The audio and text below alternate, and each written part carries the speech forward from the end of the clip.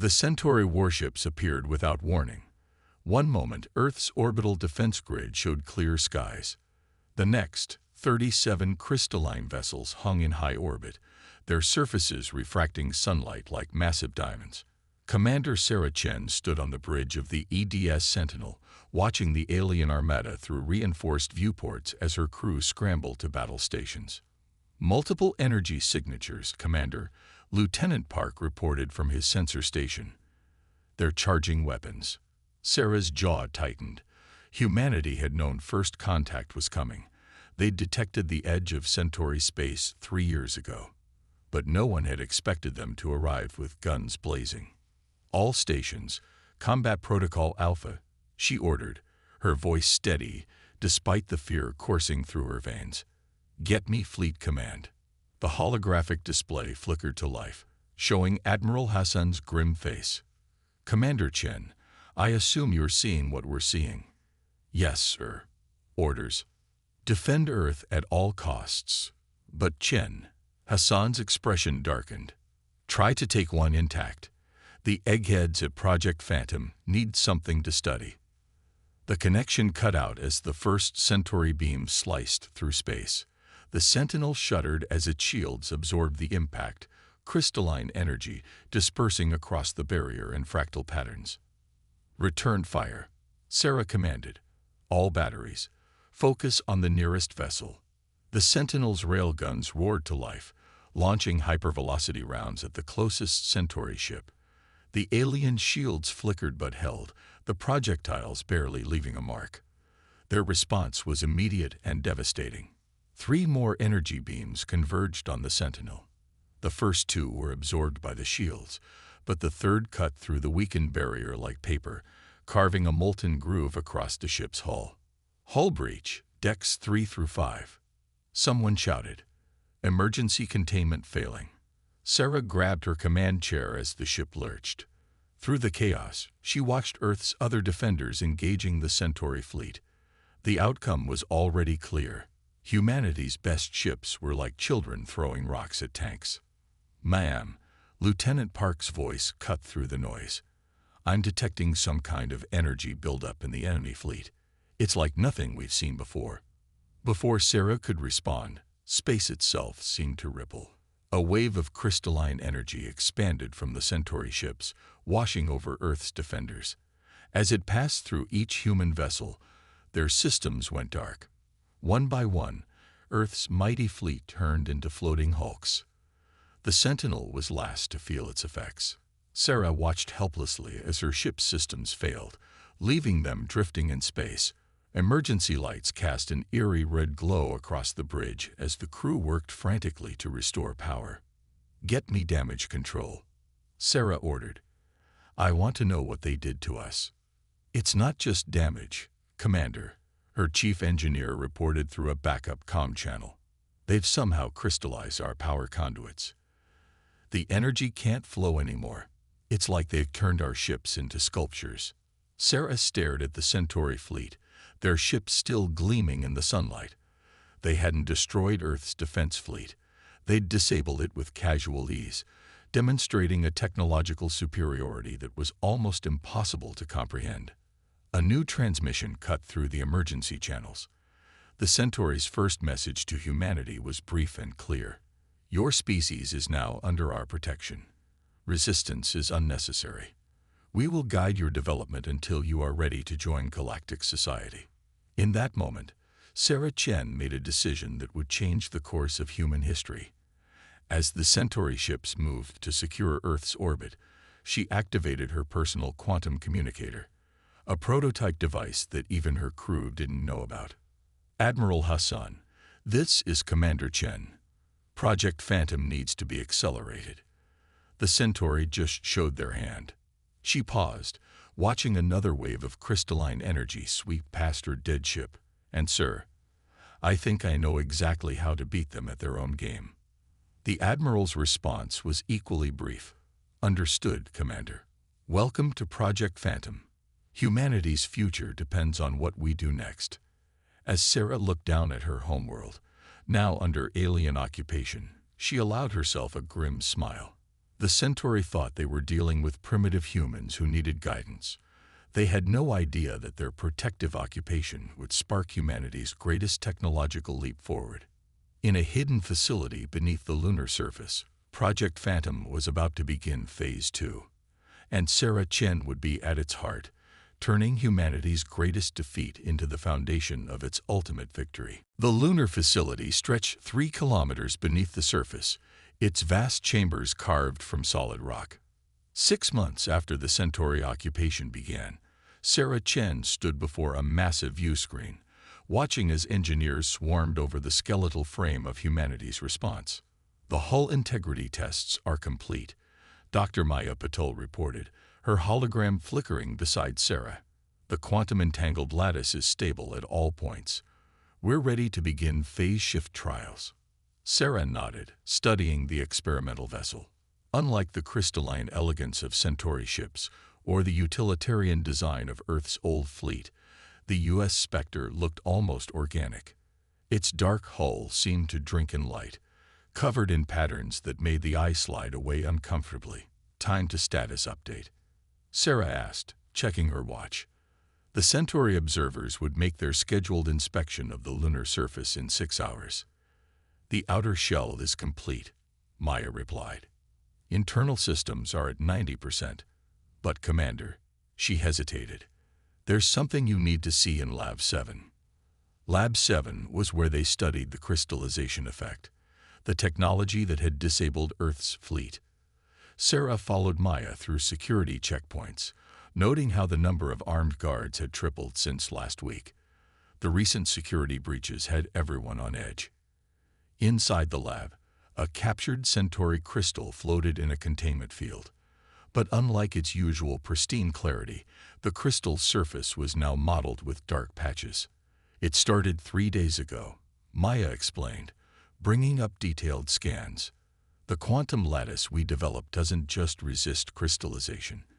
It actively reverses it. The Centauri's primary weapon.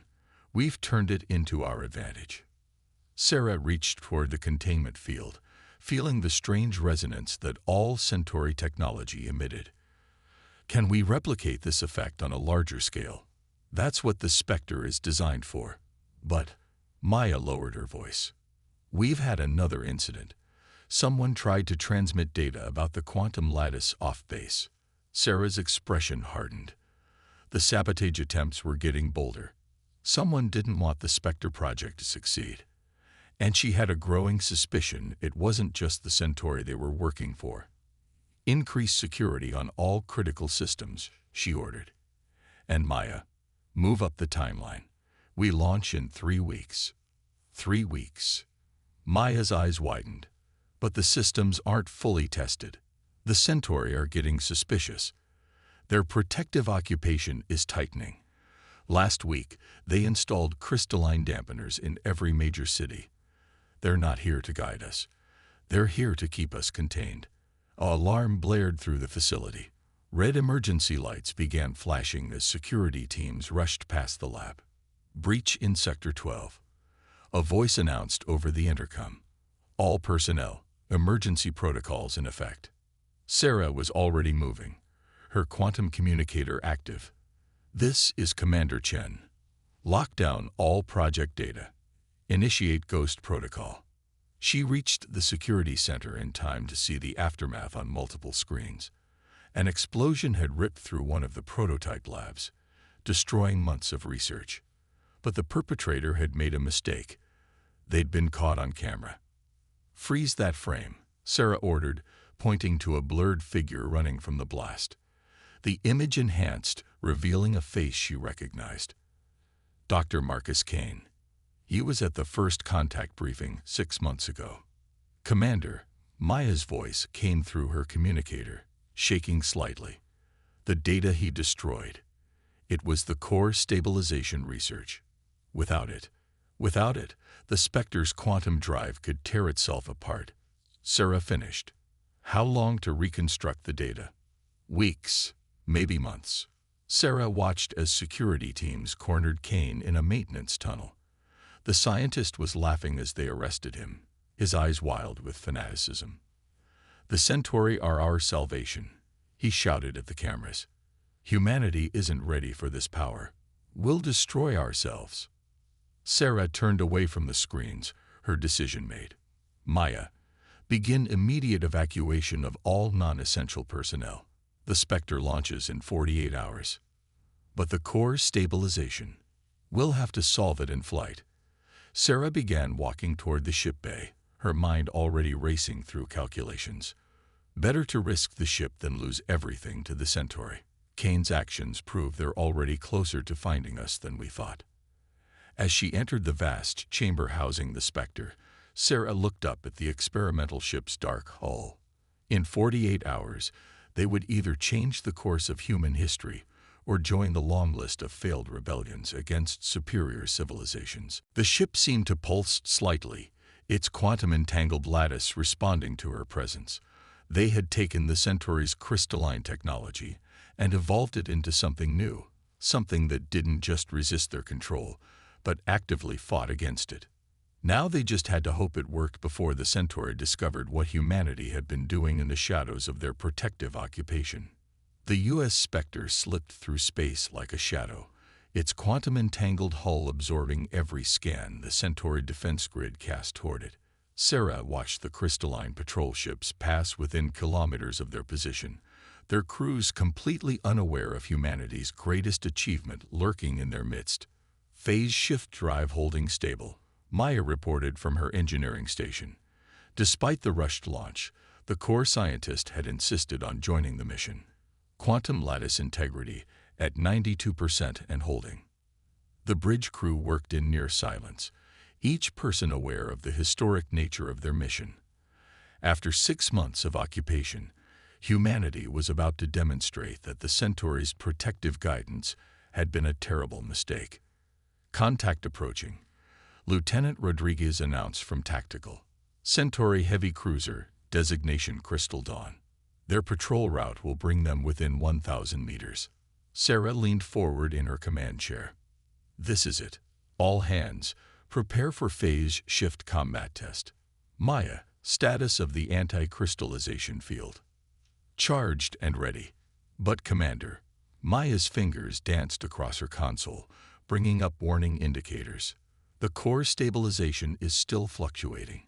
If we attempt a full combat shift, we risk everything by waiting." Sarah cut her off. "The Centauri already suspect something. Their latest protective measure was to start dismantling our orbital shipyards. We move now." The Crystal Dawn grew larger on their view screen, its crystalline surface refracting starlight in complex patterns. The Centauri ship was beautiful, Sarah had to admit, and in moments, they would prove it was also vulnerable. "Initiate phase shift sequence," she ordered. "Target their primary power matrix." The Spectre's quantum drive hummed to life. Reality seemed to bend around them as the ship shifted partially out of normal space, existing in multiple quantum states simultaneously. Through the view screen, Sarah watched their own hull become translucent, ghost-like. "Phase shift complete," Maya reported. "We're quantum-locked with their crystal matrix." Sarah allowed herself a small smile. "Fire anti-crystallization pulse." A beam of dark energy lanced out from the Spectre, invisible to normal sensors, but devastating to the Centauri's crystalline technology. Where it struck the Crystal Dawn's hull, the perfect lattice began to degrade, turning cloudy and then dark. Alarms blared on the Centauri ship.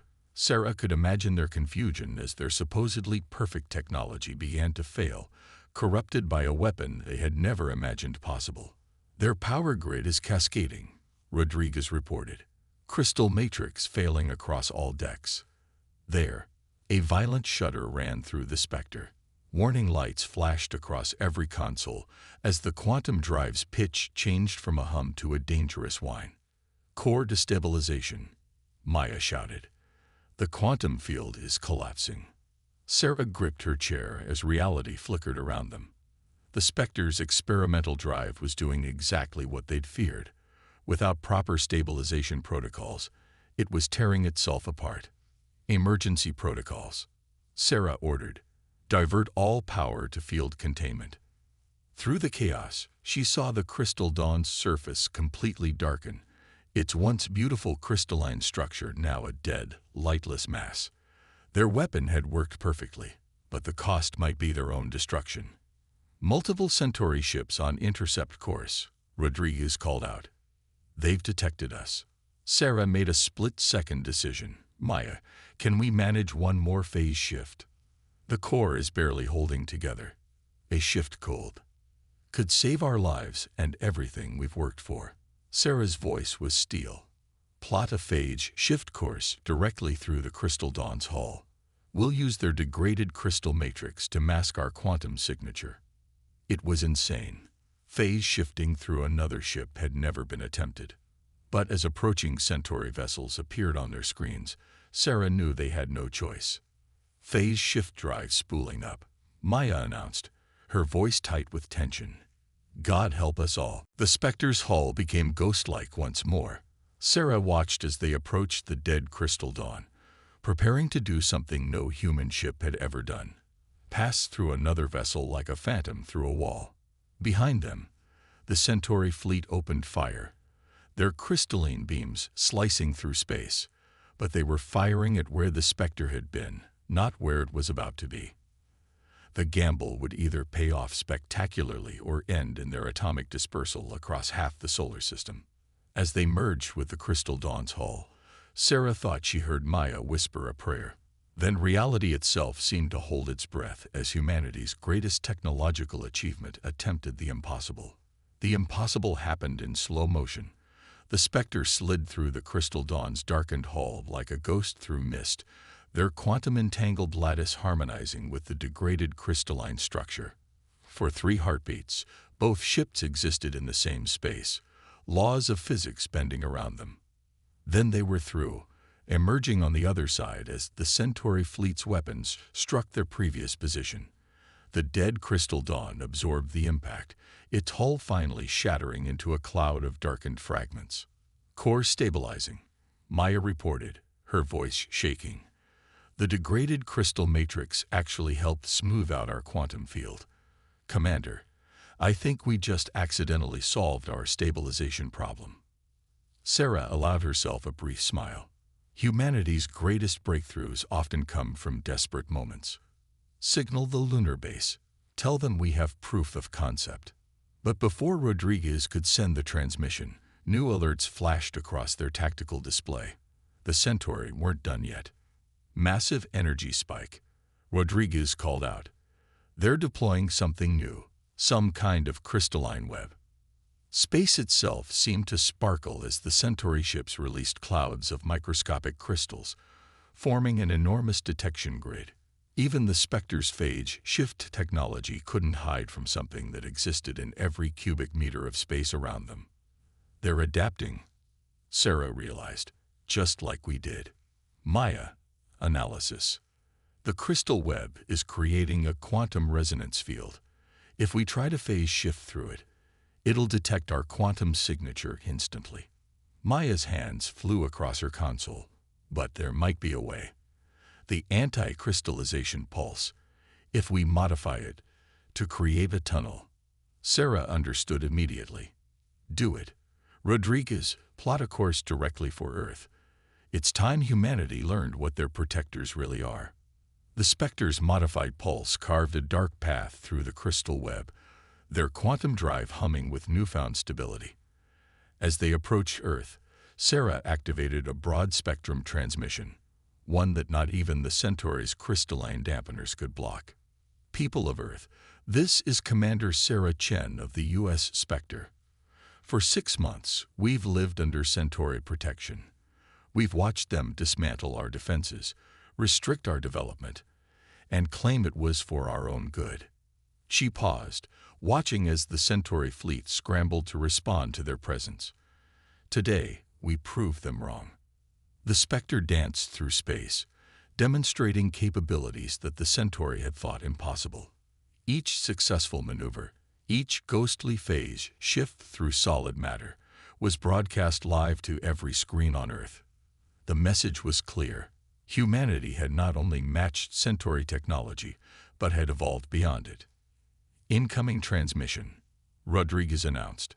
"It's from the Centauri High Command." The alien commander appeared on their screen, its crystalline features arranged in what Sarah had learned was an expression of extreme agitation. "This is impossible. Your species was contained, controlled. How did you develop this technology?" "You made a fundamental mistake," Sarah replied calmly. "You showed us your power and assumed we would accept our place. But humans don't work that way. We don't accept limitations, we break them. The crystalline technology is sacred," the Centauri leader insisted. "Its patterns have guided species for millennia. You have corrupted it, twisted it into something new." Sarah cut them off. "Something that proves your guidance is just another form of control. And now humanity knows the truth." Across Earth, people were emerging from their homes, watching as their hidden champions outmaneuvered the mighty Centauri fleet. In major cities, the crystalline dampeners began to fail, darkened by waves of anti-crystallization pulses from the Spectre. The Centauri commander's next words carried a note of fear that no human had ever heard before. "What are your demands?" Sarah looked at her crew, humans who had achieved the impossible through determination and innovation. "Simple. The Centauri Empire will withdraw from Earth space. All crystalline dampeners and control systems will be removed, and humanity will be recognized not as a primitive species to be guided, but as equals who have earned their place among the stars." There was a long pause as the Centauri leader processed this reality-shifting moment. Their response would determine whether this demonstration of power led to peace or became the first shot in a war that would reshape the galaxy. In the 3 days since the Spectre's demonstration, the political landscape of Earth had transformed. Sarah stood in the newly established diplomatic center in Geneva, watching as Centauri ships systematically removed their crystalline dampeners from cities worldwide. "The last occupation forces will be gone within 24 hours, Admiral Hassan reported, his hologram floating beside her. "But our long-range sensors are detecting unusual activity at the edge of the system. They're calling for reinforcements," Sarah said, studying the tactical displays. "The Centauri Empire won't accept this humiliation quietly." Maya entered the room, carrying a data tablet. Over the past days, her team had made startling discoveries about the true nature of crystalline technology. "Commander, you need to see this. We've decoded more of the Centauri database from the Crystal Dawn. This goes deeper than we thought." The data painted a disturbing picture. The Centauri weren't just an empire. They were custodians of the crystalline technology, using it to control the development of lesser species across hundreds of star systems. Earth wasn't the first world they placed under protective custody, but it was the first to break free. "There's more," Maya continued.